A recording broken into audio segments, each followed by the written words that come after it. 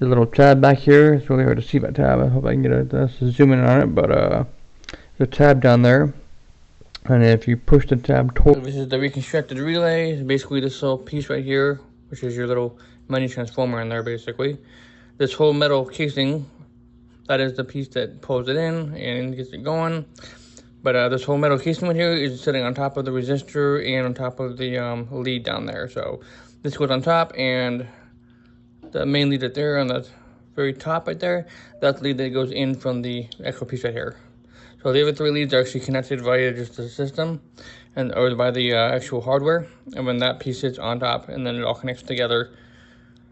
Just to show you everybody that. And this is your relay, and now we're gonna put that baby in.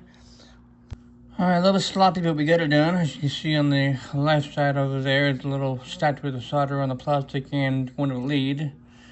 And I'll do the same thing on the right side for the top lead.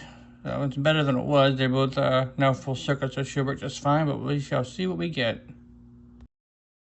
If you go to turn your key and you just hear click, click, click, that would be your starter relay clicking, meaning that the control side seems to be functioning, but your power side, the side that gives the starter motor its power, is not functioning.